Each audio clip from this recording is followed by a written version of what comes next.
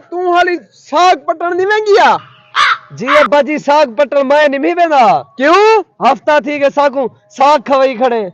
हफ्ता ठीक है साग दे तेको पता है क्या अहमियत है? साग वास्ते लोग तरसदन। अब्बा मैं नहीं वेंदा ए टाकी में मार मार थका खड़ा। ए मर पवे साग इस विटामिन इन साग बंदे को मोटा करने दिठी अपनी हालत। अब्बा मैं नहीं वेंदा मेरे को आज गोश्त खवा बस गोश्त खासा मैं आज। हरामी को करदा गोश्त खानी साग पाटा साग। अच्छा मैं वेंदा पिया बहुने पाटा ना। हां होंडे तो नहीं वजना मैं काम वेना पिया तू वंज साग पाटा ना ले ताकि मैं मारा शश के तू चावे निकलता बस मोटरसाइकिल ते बगैर भेदे किथे नहीं वे।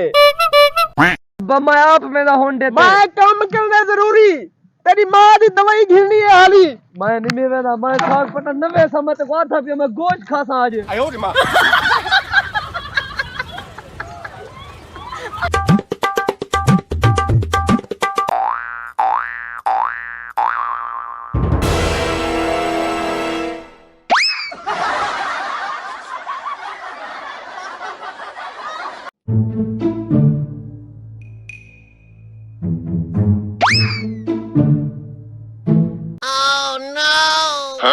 को मैं साग वास्ते भेजा तू चिट्ठे के पकड़ी था।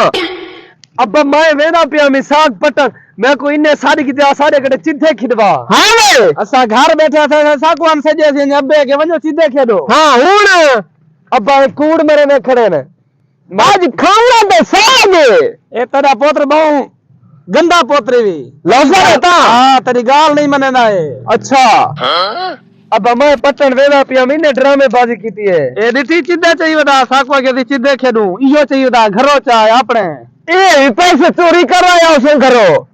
अब आज साग में नखा सा आज सारे घर गोश्त पकसी। आज तू साग पते से खासे भाई तेरे घर केर से पक दिए चिकन चिकन पक दे मरका भले जी चिकन पक दे कुकर में गोश्त नहीं पकदा।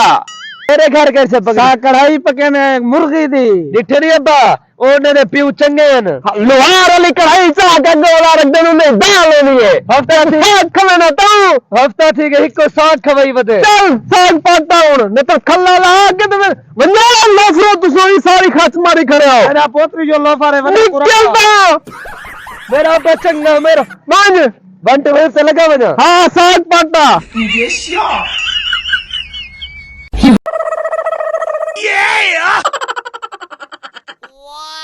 ए साग जबरदस्त है।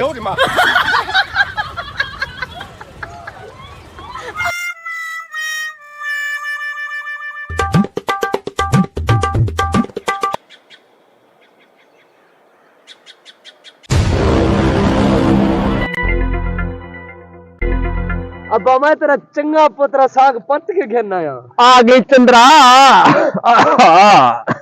ए अब टुकवा अम्मा को आखो साग वास्ते तेको भेजा मैं साग वास्ते। जी अब मैं साग पटा है चंगी वैरायटी वाला। अब मेरे को पता था काई नहीं मेरे को पता था हाई असल साग है थोड़ा को पता जो काई नहीं। अच्छा तेको पता है हैं साग को पता काई नहीं जिंदगी गाल गई है गद्दा ही नहीं खाने।